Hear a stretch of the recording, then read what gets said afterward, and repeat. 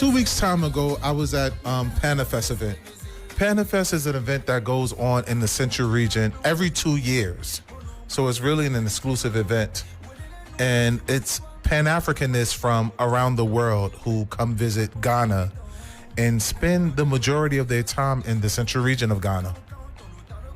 We had prestigious guests from Brazil, from various Caribbean islands, Guyana, which Guyana is actually from South America, but Guyanese, they don't like when we say Guyana is from South America. I've gotten to a lot of small quarrels over that. And this year, it was just another amazing event. This year was a little different for me. For those who know, I am a chief in the Central region in Elmina. So this is one of the first events that I've been to in my region where I wasn't really able to correspond and be on scene that I'm used to. I was in the processions and I was in the state for most of the events. But it was actually kind of unique seeing things from the other side. The first Tuesday, the guests, they actually took a trip from Cape Coast Slave Dungeon to Elmina Slave Dungeon, but they did it on a boat. They actually took a boat ride from Cape Coast to Elmina to signify the returning home.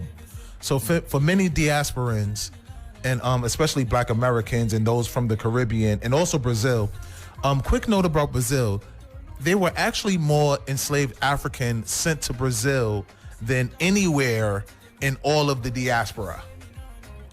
So that marked the importance of people from Brazil coming back to Ghana. And the boat ride from Cape Coast Slave Dungeon to Elmina Slave Dungeon actually signified the returning home for many of us who left Elmina Slave Dungeon, Cape Coast Slave Dungeon, Benin, Togo, Senegal, Goree Island, who left these places to go off to the Americas, which includes South America. And that was just a wonderful event. Also, we had other days where we went to Antemanto Slave River. Antemanto Slave River is actually a place where enslaved Africans took their last baths before they went to the slave dungeons, whether it was Elmina or Cape Coast Slave Dungeon. And it was just a huge Durbar that was very beautiful, very wonderful. The president, Nana Akufo-Addo, was present. He gave a nice speech. They gave some nice words to my town, Elmina, that was very meaningful to us all. And for me personally, it was actually the closest I've ever been to a president. Again, I want to say I do not have any political affiliations. I'm just a Pan-Africanist. I just want Africa to win. And me being Black American from the diaspora, that includes me. So I just want whatever's best for the continent, the country, and I don't really have any political affiliations. But it was just a wonderful experience seeing so many people come together to honor, for that individual night, Emancipation Day. Emancipation Day is 1st August of every year. So 1st August 1834, that was the day that all British colonies abolished slavery. So there was no more slave trade. There were no more enslavements. Officially on August 1st, 1834. So that's when you hear a lot of the initial Caribbean islands in the Americas honor the Emancipation Day.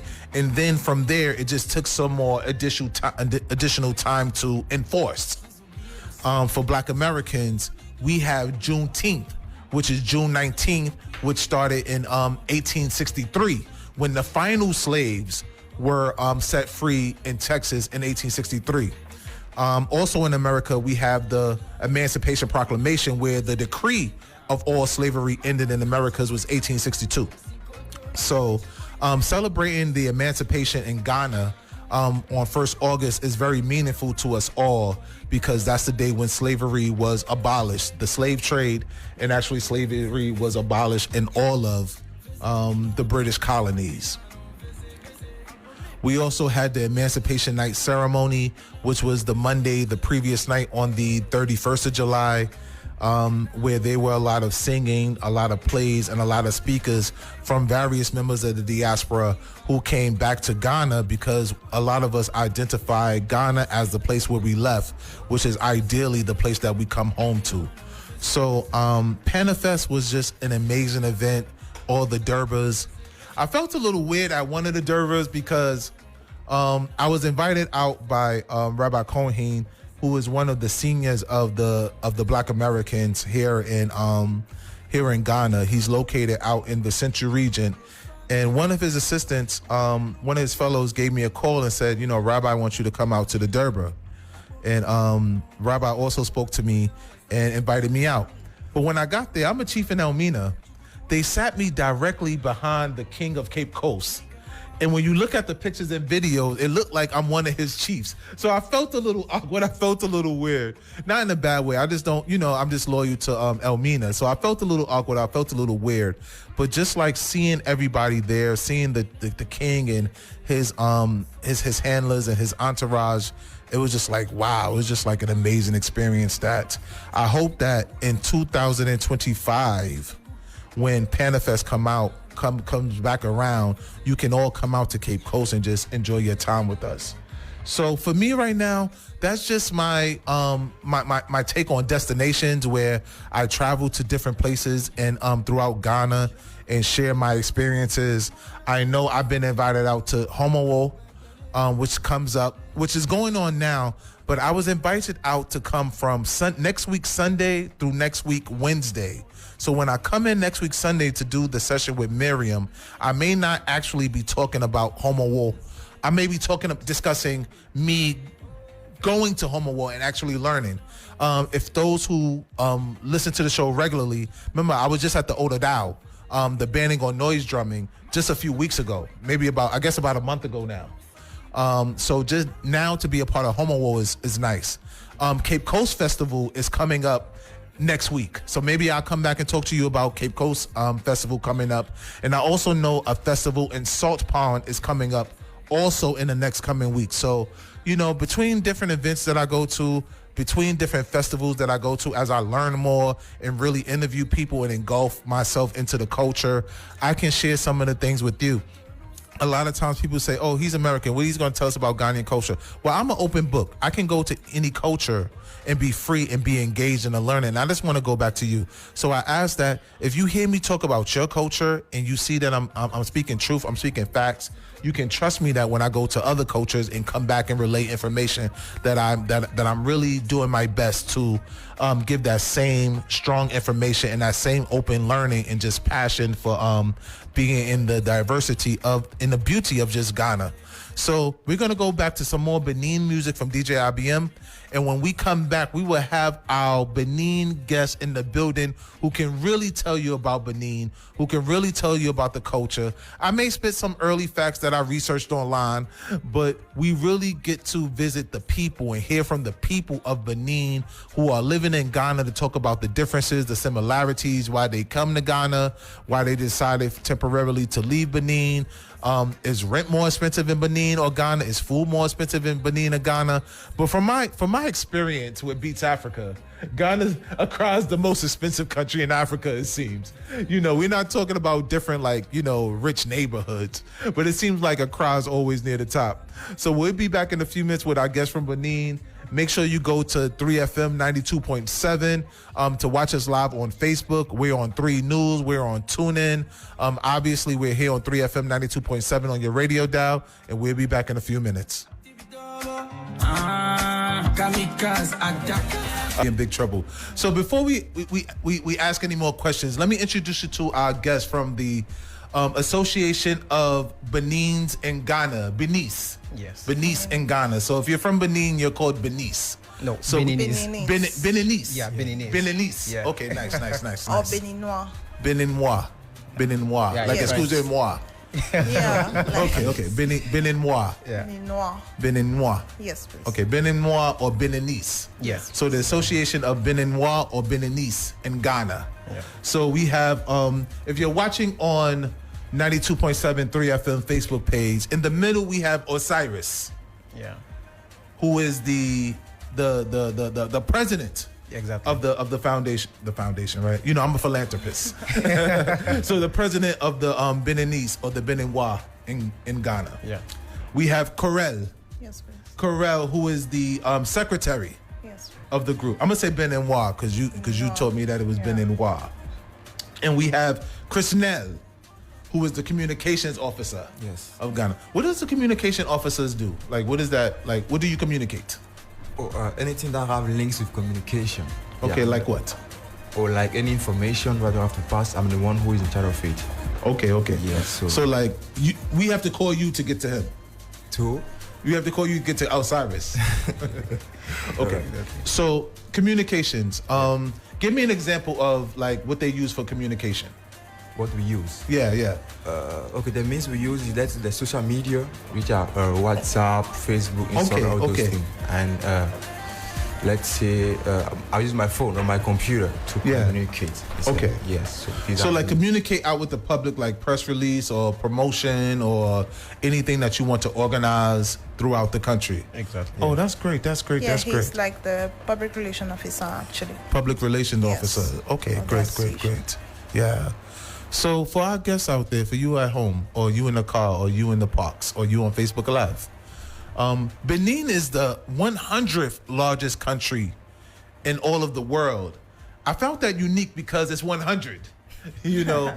And just talking about the sheer size of Mother Africa, Benin is only slightly larger than the UK, than England. Let me say England. Only slightly smaller than England. And it's also around the size of one of the American states called Pennsylvania. But Pennsylvania is actually one of our largest states. What I always say is that Africa is many small countries to make one big continent, but the United States is just one huge country.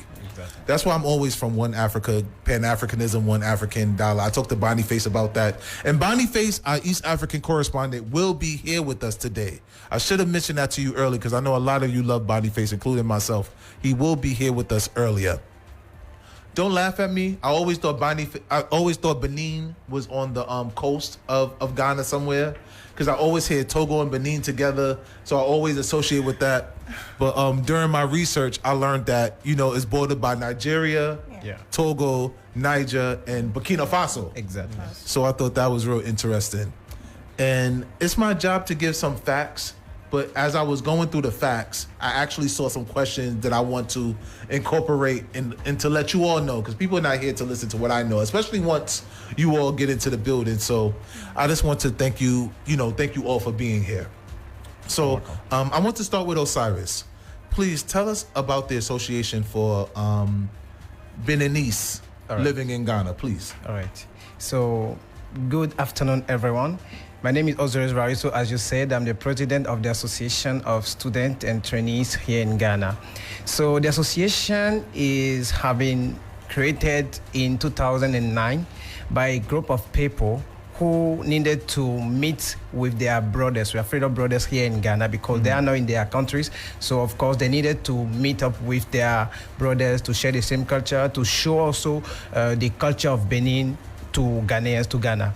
So now the association is on the different social media. Actually, we are on Facebook, we are on Instagram, on TikTok, and we are doing a lot of activities. Recently, we have a gala of charity, where we call everyone together to display the culture of Benin, to display what exactly is in Benin. It can be the food, it can be the dances, the theater, everything actually in Benin. I'm sure all of you here watch this movie. What's the name? Africa. No. What's the name of this movie? The film, the Agosiela. Woman King, right? Woman King. Yeah, Woman King. It's on Netflix. I always avoid it though. I don't know why. you have to go and watch it actually. It came out too close to Black Panther for me. This is my honest opinion. I just, I knew Sherry, Oh no, it's like it's just displaying like the life of. So that was in Benin. Yes, that was in Benin. Okay. That was a Benin. Like it was to give an appreciation to the Benin culture and everything actually. Yeah. So the association is here to take care of the students of Benin, of the Beninese who are here, and to help them in their integration, how they will stay here, but also to this. Please let me. So was that part of the Dahomey dynasty, the woman king? Yes. The Dahomey dynasty. Yeah, exactly. Please share some of that with me. I found that interesting. Yeah. Okay. So there are some people that we call, there are some women that we call the Agozier. Those women are soldiers actually, Warriors. and they are warriors. Yeah. So they are the most dangerous warriors in Benin during the time of Behanzin, who was a great king in our country. So it just showed the sacrifices, the vim with what that they. I'm sorry, my English is very bad. Actually. Oh, speak freely. My tree is bad, and I don't speak French at all. So go ahead. Yeah. All right. So it just showed the violence of the vim of those women who were very amazing for the kingdom. Yeah. So basically, that's it. So for those at home, Benin was formerly known as Dahomey. Yeah. A powerful kingdom in West Africa that existed from about the 1600s to 1894. And it was known for its military discipline and powerful arms. So the Dahomey kingdom reached its zenith, its peak between the 18th and 19th centuries. Hence, where the Woman King, during the time the Woman King film was was created. Okay, great. See, that's what I get. Maybe if I watched it earlier, I would have known a little bit more. Okay, so I want to ask you all individually. Let's start with Osiris, and then we'll go, both of you next. How did you get to Ghana? How long have you been in Ghana? What made you come to Ghana? How did that? Please tell me your story. All right. So first of all, I would say what brought me to Ghana is my parents. Actually, they were the one who told me that I should come to Ghana so that I would learn how to speak English, and to continue in the English, let's say, society actually. So I came in Ghana 6 years ago. I'm a graduated from Wisconsin University in Human Resource Management. Which university? Wisconsin International University. Is Wisconsin? Is that here? Yes, Accra here. Okay. Yeah. So now I'm continuing my master program at Webster University.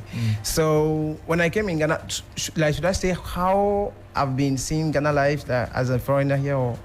We'll get to that later. Right. I just want to know your origin story. So you've been in Ghana 6 years now? Yes, exactly. Okay, how do you like it here?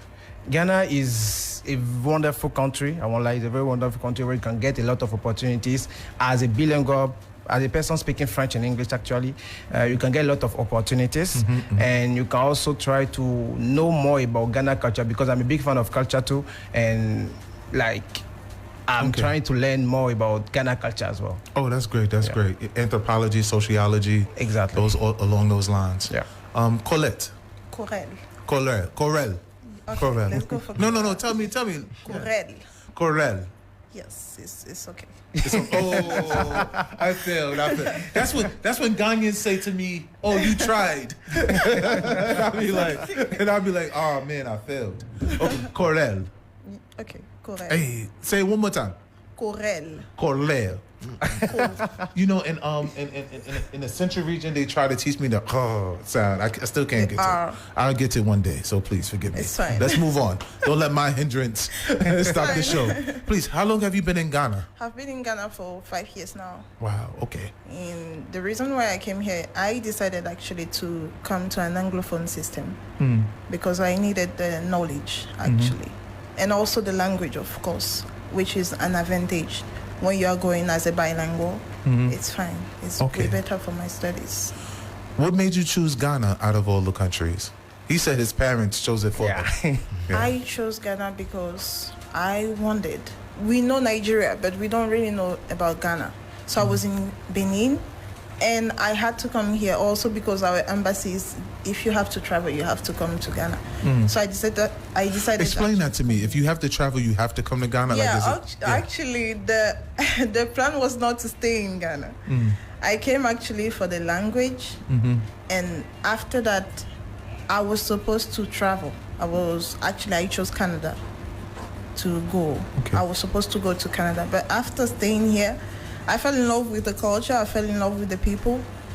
So I decided to stay a little bit more. What about the people did you fall in love with? Is it a person or people? No, That's actually, two different. No, Okay, I fell in love with the food. With the fell food. in love Oh. with Oh, the yeah. fufu. With the I fufu. fell in love with fufu. Let's be honest, the Yeah. fufu and the banco and tilapia. It's okay. I'm staying here Oh, for 4 years now. yeah. Do Benin participate in Jollof Wars or no? No, it's all about Ghana and Nigeria. Yeah. We don't go there. So in a few, we'll also discuss some of the foods in Benin. But let's get to Chris Nell. Yeah. Chris Nell, please, how long have you been in Ghana? What brought you to Ghana? Please share your story. So I came to Ghana almost 5 years now. Okay. Yeah, so I came to Ghana initially for my studies. I mean, university and English. But when I finished with the English, I couldn't continue with the university because, things get tough, you see. So now I put aside the university, plans. So now I'm staying here for the business and for the association. You see, so initially I came to Ghana not because of my parents, but because I've chosen to be here. As she said, Nigeria is closer to Benin, but the English over there is not that, that good. You see the pronunciation of the English, but so Ghana was the best one. You see, so I came to Ghana because of the English and for my studies, like I said. But due to some, issues, I couldn't further my studies. You see, so let's say, and what made me stay in Ghana is, okay, I can see the food, but not fufu. What I eat is that food, kokonte. Kokonte, which is almost like fufu. I call it. It's a sweeter version of fufu. I love kokonte. Yeah. So everyone likes banku, but I hate it. Like I don't know why they funny, but I don't know. But Don't say the word hate because you might have a mob outside don't waiting. do that. Personally, Yeah. I dislike. Oh, you be free. Yeah. I hate it. Like I don't like it. So I prefer kokonte.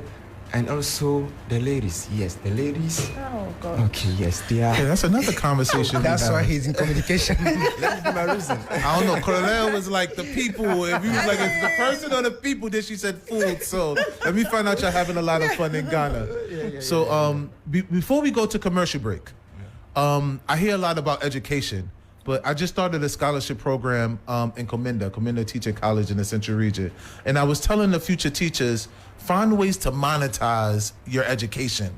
In America, all the time, people get degrees, and then they still broke because they don't know how to monetize their degrees. So we haven't gotten into anything that y'all studying.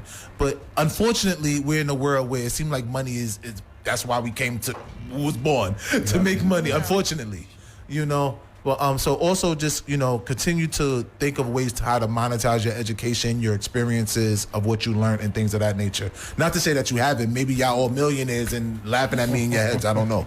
So we'll be back with our guests. They gave us a lot of questions to ask, from food to dating to having fun, because they all young. So, they still living their life and still being free. We'll be back in a few minutes. We'll get to Boniface soon, and we still have a little less than an hour, but that's more than enough time to really get to know our guests from Benin. 92.7, 3 FM, Beatz Africa.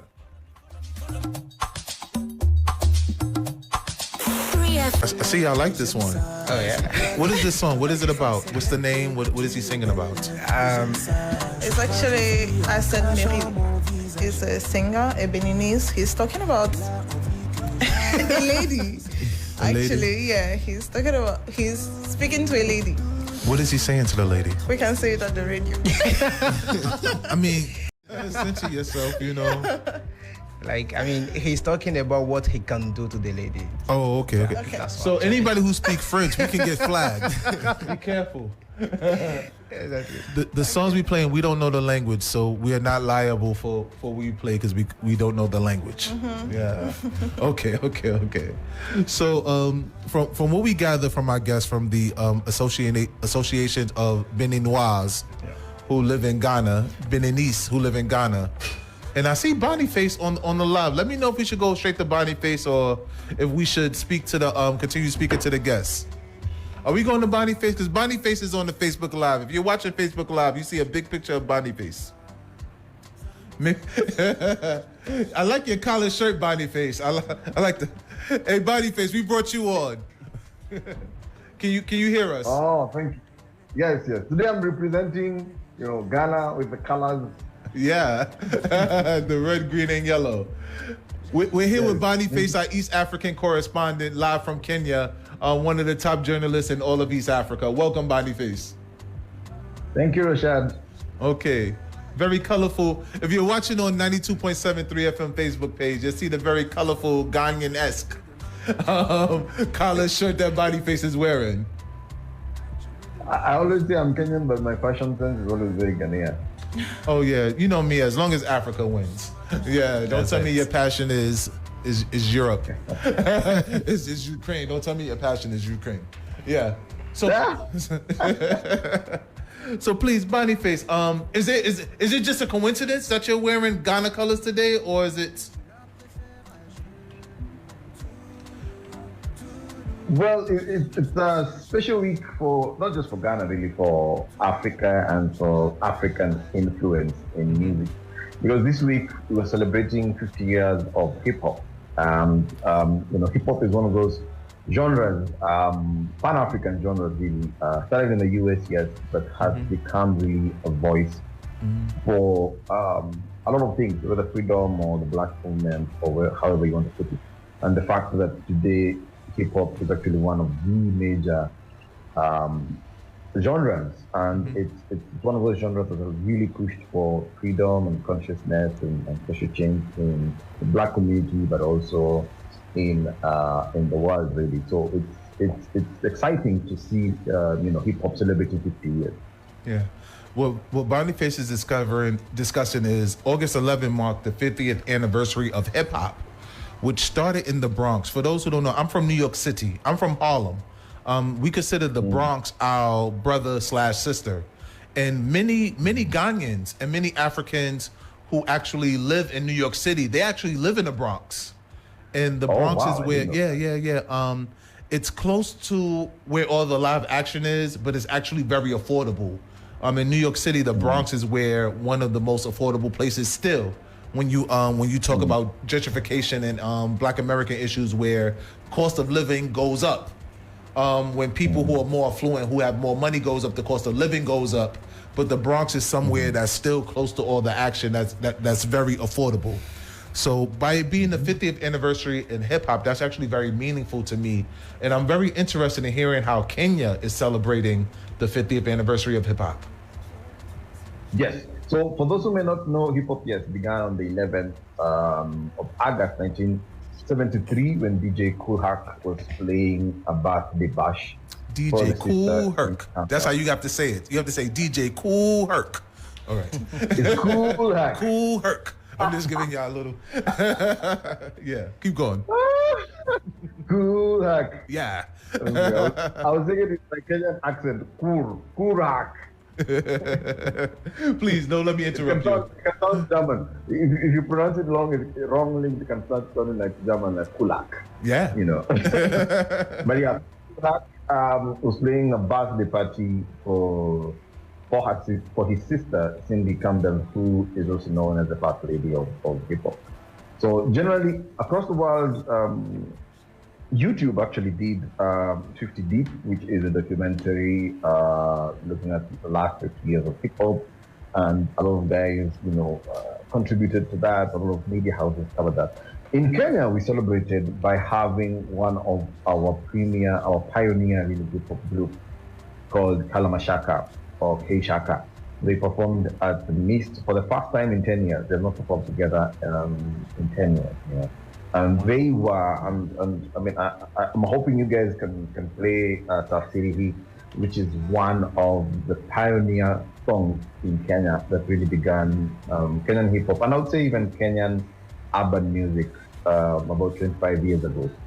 And so they were the first really, truly Kenyan, a true Kenyan sound, because they're using Sheng. And they were really speaking to the issues of Dandora is one of the lower income areas that we have in Nairobi. And so they were talking about some of the issues that youth are facing in Dandora. And to be honest, youth facing the challenges that youth are facing across Kenya really, and across Africa. And so for them to be able to use the medium of hip hop to speak to that. At the time, there was almost no Kenyan music And so it was exciting also to see Kalamashaka come back to the scene. How were they received? Because from what I see from the notes you sent, they brought hip hop to Kenya 25 years ago. Then I guess was it a breakup, or did they just decide to take a break, relax, or they ran through the end of their season? When they came back together, was it a buzz? Was it excitement? Did they sell out? Was it how did it go? How did it go? One thing you have to understand is the history of music. In their days, music was not really a career. They're just doing it for the passion. And so they were not able to sustain the group.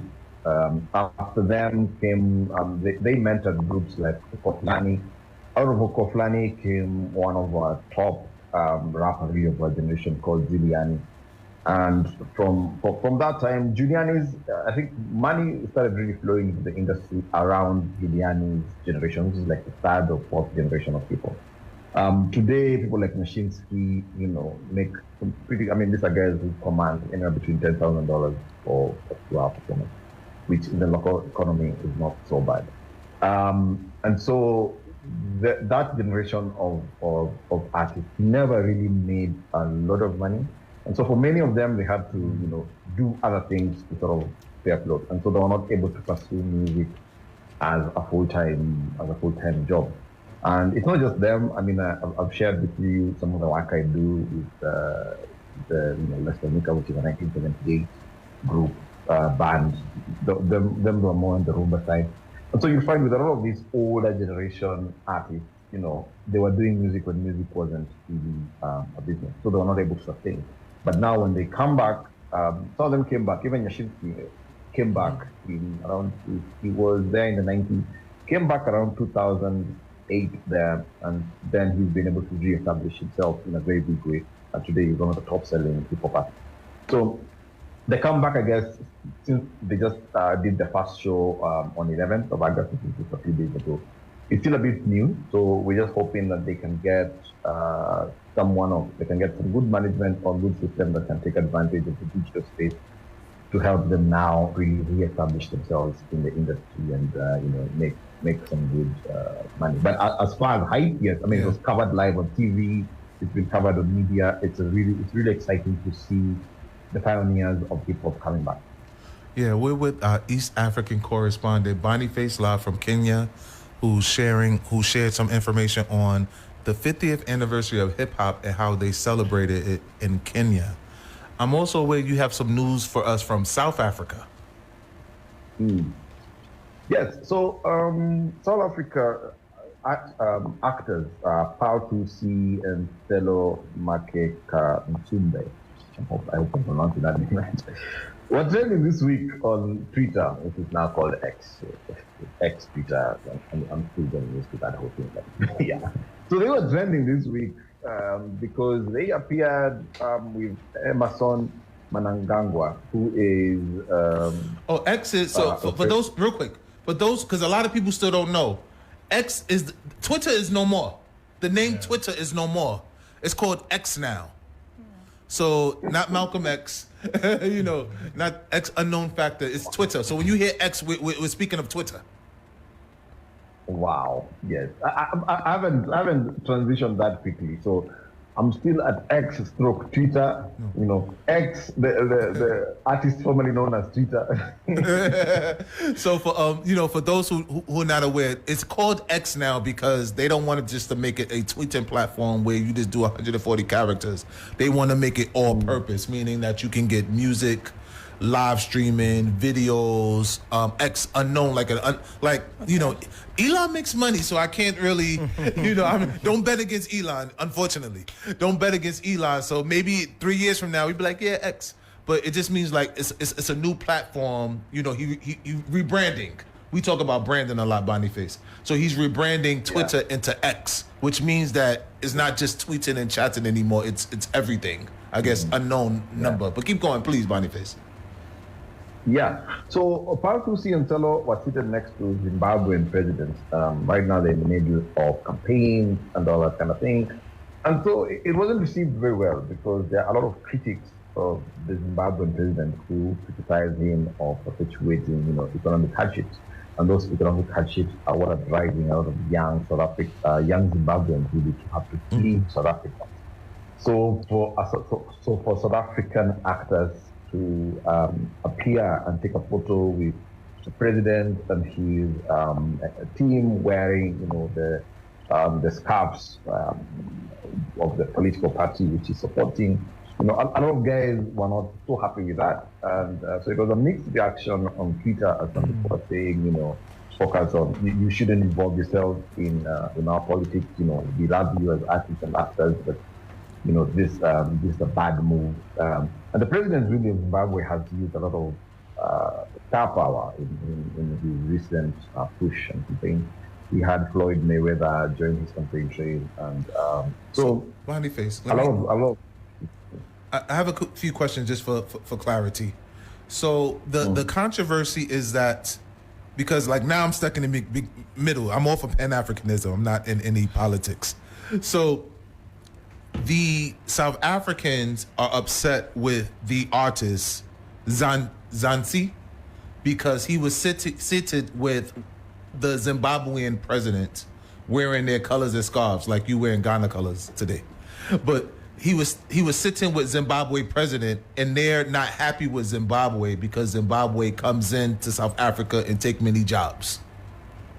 No, it's not that. It's not that the Zimbabwean, and also some South African fans were not so happy with the fact that these two actresses, an actor and an actress, were supporting politics. It's something that happens a lot, even in Kenya. It happens a lot that during politics, politics in Africa, unfortunately, is very divisive. And so if you're an actor or a singer or a celebrity, if you appear to support one side or the other, you see, you have fans who support, you have fans on both sides of the political divide. So what happens is if you come out in support of one presidential candidate or the other, you end up, putting yourself in a weird situation. Because I understand that. I spoke about that earlier. There's a picture with me. Real quick, there's a picture with me. It's an innocent picture, but I'm in Elmina. They have me sitting right behind the king from another place, but it looked like I'm sitting with him. But I just happen to be seated right there, and I'm worried. Like, oh, I hope they don't worry me about this picture. But please forgive me, Boniface. I'm not clear, and I want to make sure everybody home is clear. So So who's mad at who? Okay. The South Africa is sitting with the Zimbabwe president. Yes, and I think it's a mixture of mostly Zimbabwean, and by the way, not everyone was unhappy. I understand. There were some people in the comments that were like, yeah, we celebrate our president for raising the profile of Zimbabweans by bringing this South African artist and also Floyd Mayweather. But there were some, and I'm talking about both Zimbabwean and South Africans. So if you go through the thread, it's a huge thread of, just different people from South Africa. Yeah, social media gives, there's no consensus on social media. There's always going to be people, which is interesting. There's always going to be people who have difference of opinion. So you can do something innocent and it could just be blown out of proportion. That's interesting. And especially political, anything that you touch politics. I mean, I've spoken to several Kenyan artists who, during the election period, don't even post anything about election. Even me personally, at the last election, I did not even say who I was supporting. Because the truth of the matter is, if you put up, say I'm supporting X, and I'll actually lose business. Mm-hmm. And some friends and people who are my friends that actually stop talking to me just because I support X or Y. Mm-hmm. There's a day I met the opposition leader for the Kenyan opposition leader, Raila. We happened to be in the same hotel in Dubai, and we just took an innocent picture. And at the time, the kind of reaction I got, then everyone was like, "Oh, have you become now a Baba supporter?" And I was like, "Guys, we were just in the same hotel having breakfast. We had a conversation." So, Bodyface, we call this a pop quiz. Mm-hmm. Krishnel, you're the PR person, right? Yes. How would you handle if somebody? Okay, so Bodyface, our guests are from Benin, and one person here is the communication manager who do PR. So I want to ask him, if a Benin artist was sitting, if let's say Osiris, your president, was sitting with somebody controversial, how would you clean that up? How would you justify it or clean it up as the communications guy?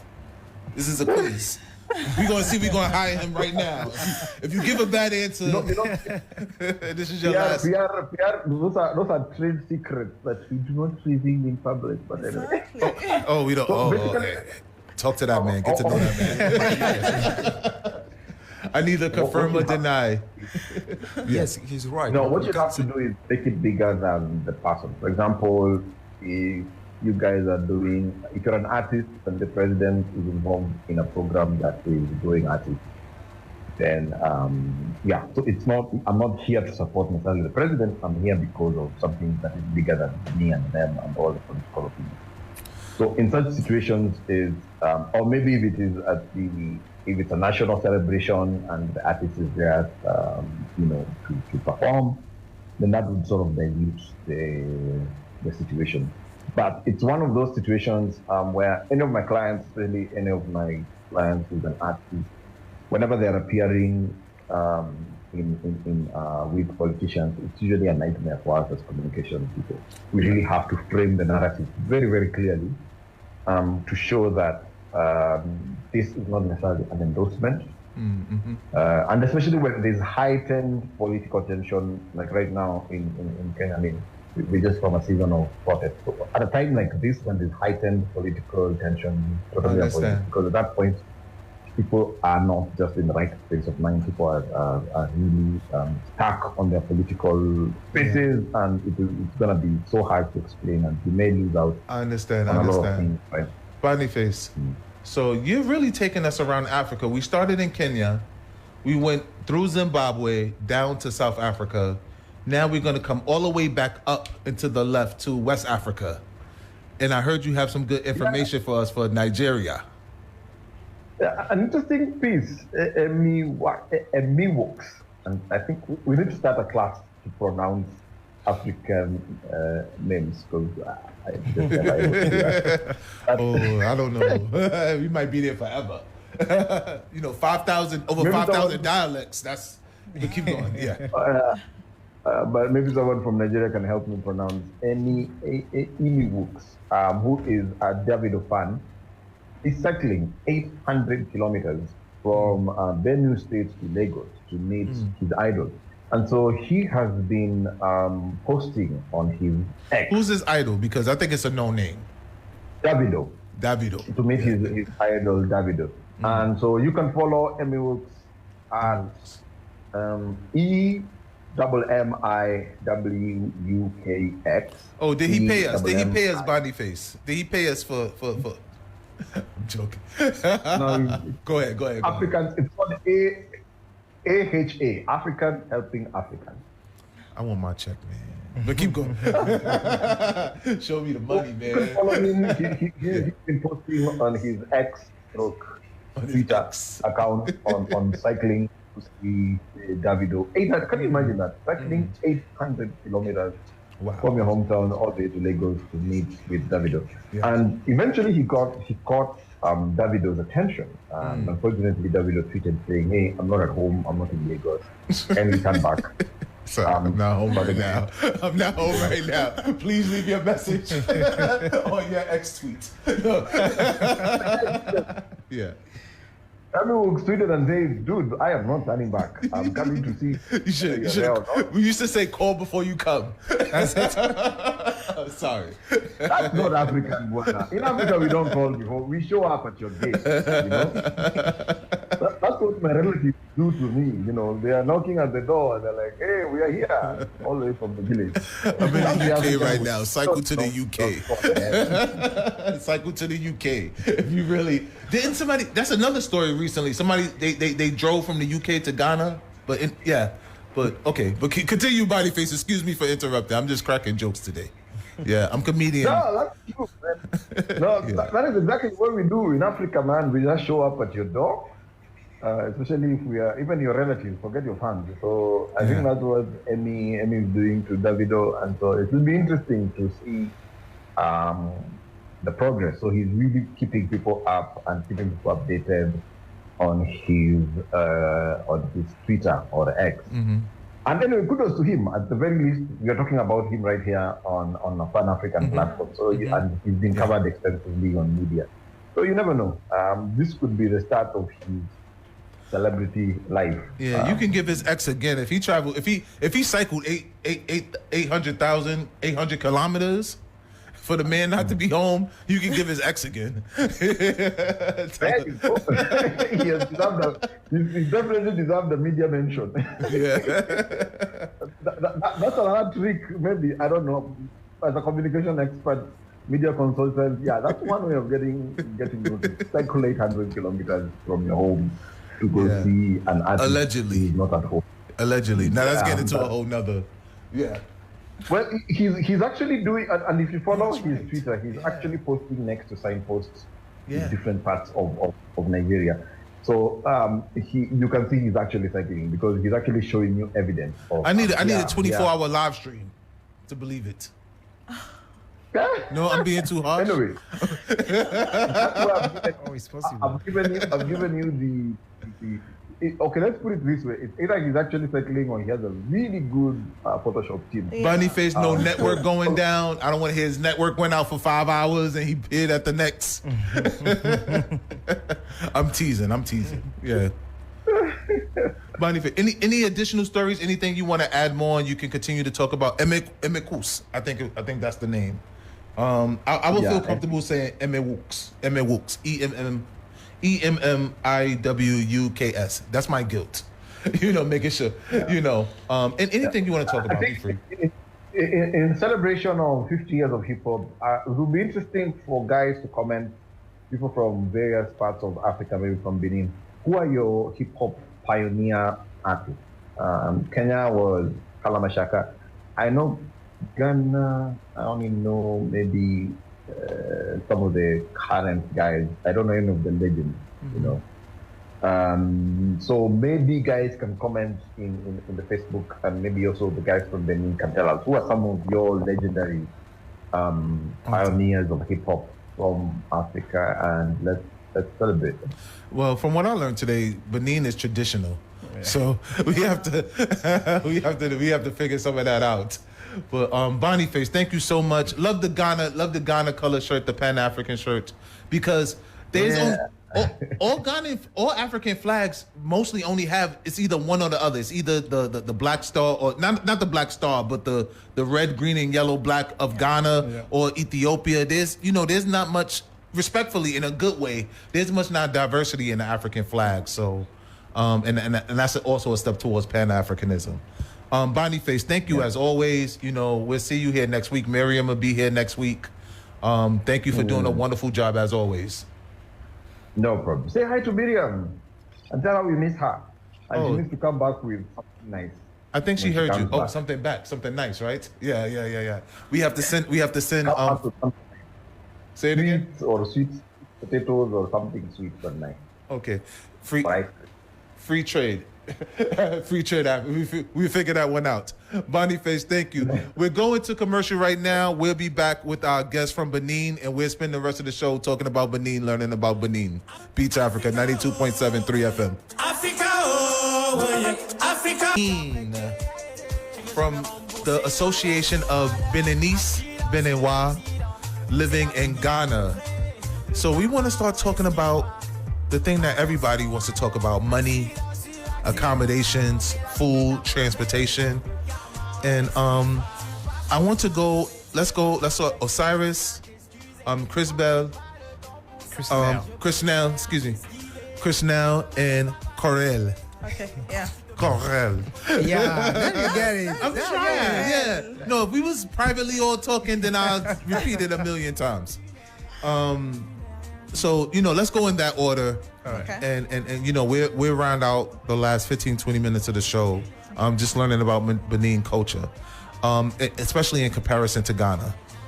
So as far as housing accommodation, one of the biggest complaints that we get from some of our other guests is that they don't pay, they pay monthly, or they pay in smaller installments, where here in Ghana, you have to pay 1 year, 2 year in advance. Yeah. How is that here? How are you dealing with that here? And also, how does that go in Benin? And actually, you can talk in order, but y'all could monitor yourselves, and this is all inclusive. Sure. So we're all having a conversation. Sure. So in Benin, normally, like when I came in Ghana and I met a landlord and he told me that he's taking a year of rent, I was like, wow, that's. I even thought that he was trying to steal from me, actually. He was trying to scam me, actually. So I asked around and they was like, oh yeah, people that are even taking 2 years and all those stuff. So in Benin, even the price is too much for something. In Benin, let's say here in Ghana, you can have a chamber and all. You have to budget something like 500 or 600 to get something a little bit decent, actually. But in Benin, sincerely talking, with 200, 250, something like that, and it is paying monthly, actually.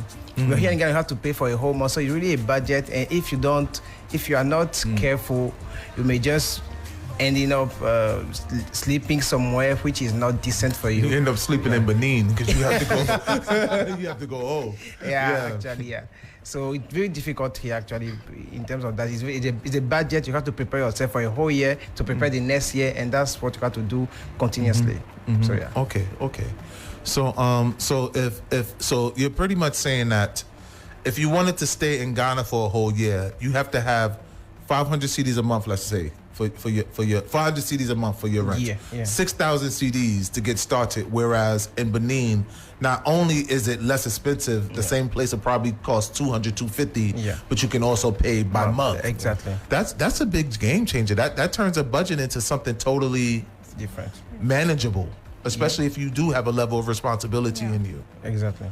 So and let's just use 5,000 Ghana CDs for our audience. What can 500 Ghana CDs for our audience. Okay. What can 500 CDs a month get you in Benin? What kind? 1 bedroom, 8 bedrooms, 12 bathrooms, 1 bathroom? Like, what can 500 Ghana CDs get you in Benin? A lot of things. Let's say. It depends. It I depends think where. is it about the accommodation? The Accra of Benin. What is the capital of Benin? Port Novo. Port Novo. Yeah, okay. Would that be Would that be the Accra of Benin? No. What would be the Accra? Let's say Cotonou. Cotonou Yeah. is the Cotonou. Accra of Benin. Okay. Yeah. What would 500 CDs a month get you in Cotonou? Okay, when I was staying in Cotonou, I was paying, let's say, the 500, and I had 2 bedrooms. 2 bedrooms and a hall, actually. In a hall. Yeah. Okay. And your rent was paid. You paid by month. Monthly. Did you pay for how did you pay your electricity? Was it prepaid? It was a prepaid as well. And So you water have to- also?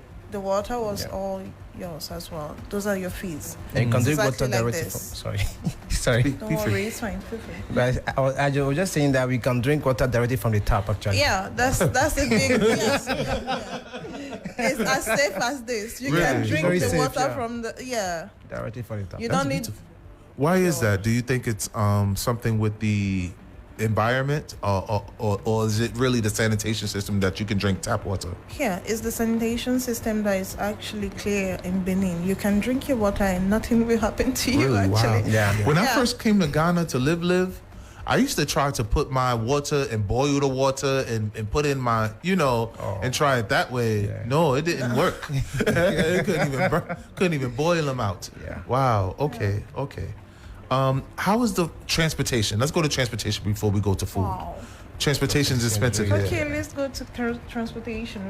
I think in Benin we Kekeno. that's the motorbikes. It's so cheap. It's really cheap. I mean, I've never went more than, I think, 10 cedi for the bikes. 10 cedi, and you can go as far as you want, and you're free. It's so comfortable. So when I came to Ghana, seeing the taxi, and even seeing that Uber is even cheaper than talking to your taxi here, I was like, how is it possible? Yeah. Y'all have to take Bolt or Yango. Oh, sorry. Oh, They Bolt? didn't sponsor us, so erase that from your memories. Yeah. Exactly. So the transportation is actually really expensive here Yeah. because you have to pick a taxi or something like that. And the bikes are even expensive, even here. Is there a bike app? I know when I'm in Rwanda, there's a nice bike app that I use. But is there a bike app or moto? Is now coming. It's now coming. But before, it's new. Yeah, it's new. But Is it a green logo? Yeah. It's That's the one. like I can't remember the name. I know this. I know. Yeah, it's now coming. But before we're just having our bags. You just have to call him. You just have to call him. Yeah. He's just coming. You discuss and then you go. And it's like 2 CD. What do you 3 discuss? CD. Yeah, I'm listening. You just discuss about. You see the distance. It depends on the distance, the kilometers, and then you decide of the price, and then you go. That's simple as simple as that.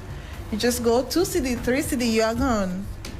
Okay, so you pay him 2 CDs, 3 CDs, no more than 10 CDs, and you could go anywhere in the capital. Yeah. Wow. Okay, that's amazing. And it's quick. It does traffic, all those stuff. Like it's very simple.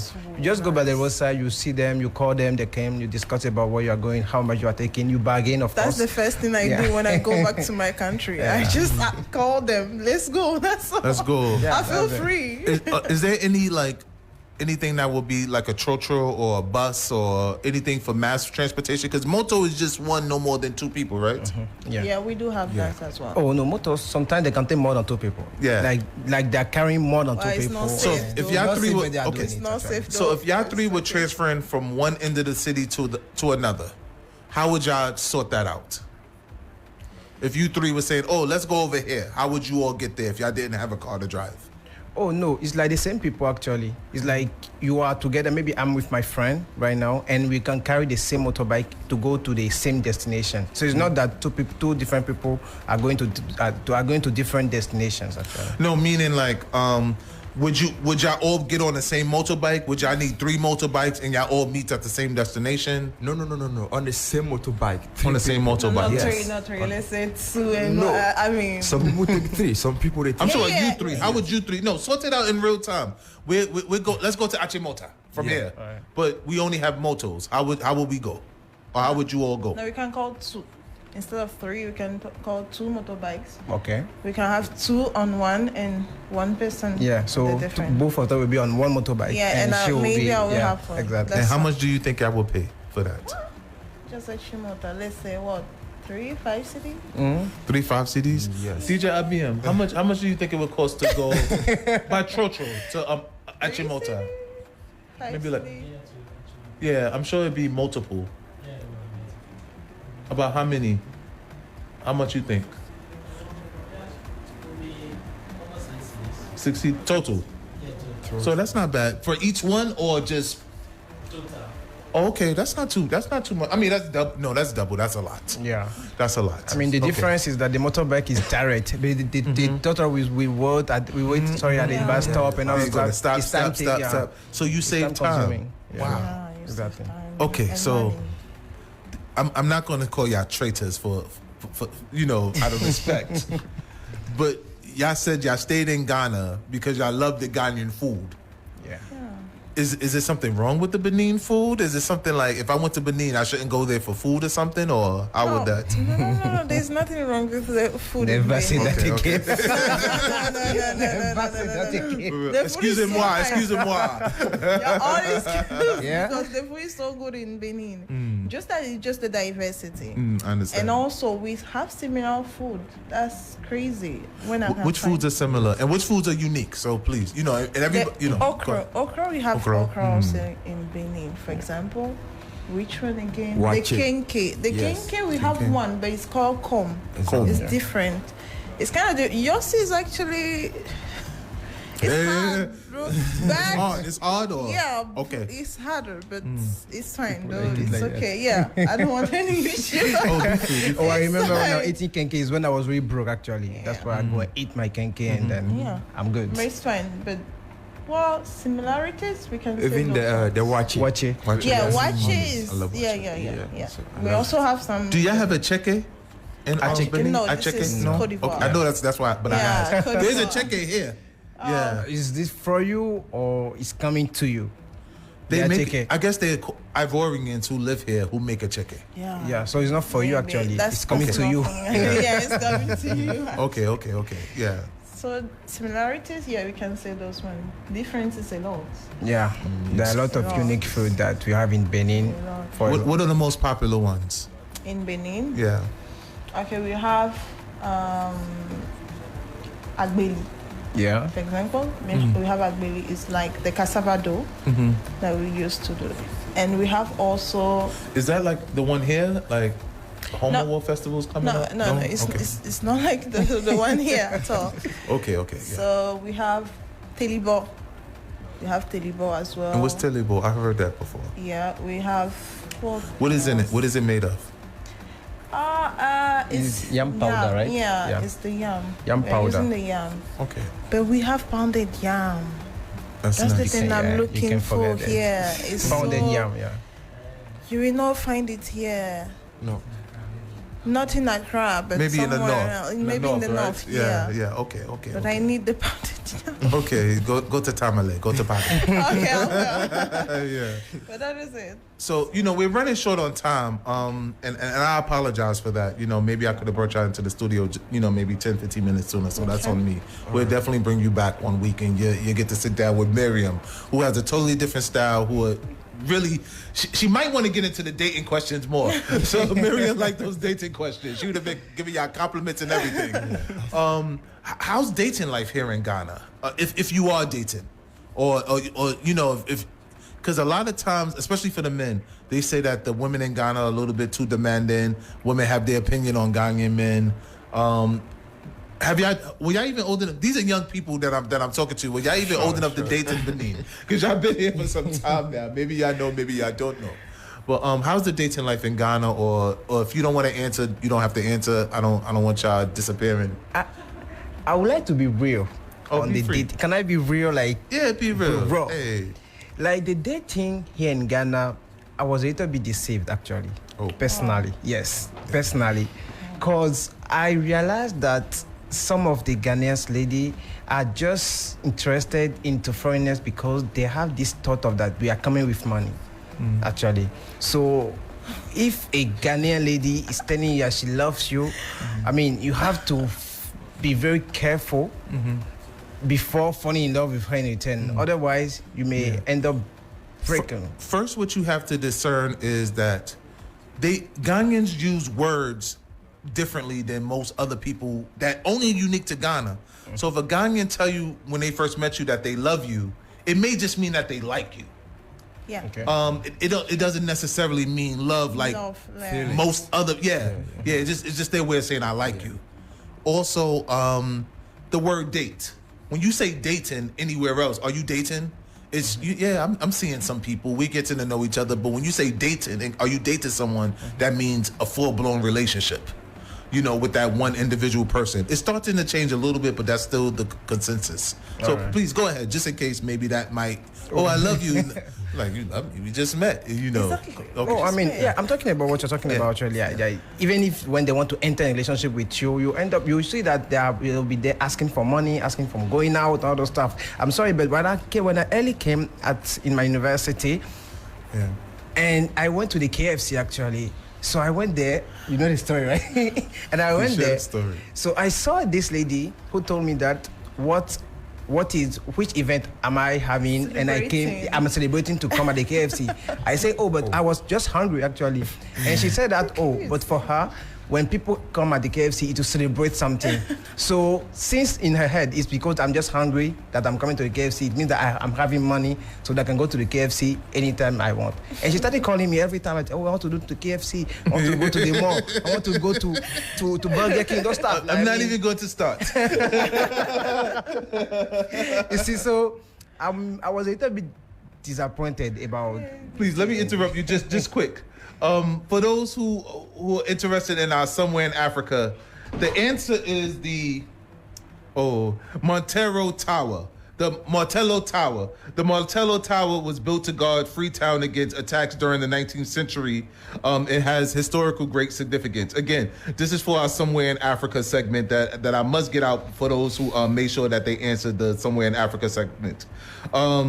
So for those who want to know, that's the Montello Tower, and I'll give shout outs in a few minutes. But please finish your story. We're actually out of time, but I want y'all to wrap up a little bit. Yeah. Sure, but I think I'm done. No, I want to hear about the girl asking for Burger King and KFC. You was probably balling. You probably, but in reality, in a world where, most normal people may only make 500, 1,000 CDs a month, going to KFC and Burger King where stuff add up to people may hit, 120, 150, 200 CDs. That is something that's show a sign of wealth.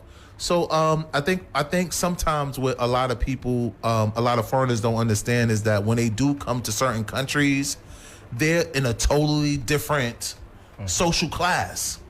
They may come from their home where they're not really seeing themselves as affluent. First off, you're coming to a foreign country. Obviously, you have the resources to even get there, whether it's through transportation, whether it's through flight, whether it's through cargo, however you get there. Then you're able to sustain yourself and build a life here. That's a show of some sort of wealth somewhere, whether you get it from your parents, whether you generating it yourself, so it's, we can't overlook those things. And then that's as people, men and women, that you have to understand your value. But I usually give dating advice, but like I get paid for it. But for coming on to our guests, you get a little free game from me. Is there anything y'all want to discuss before we go? Because we're actually out of time, but I know I kind of delayed you a little bit, so I want to see if I could give you 1 or 2 more minutes.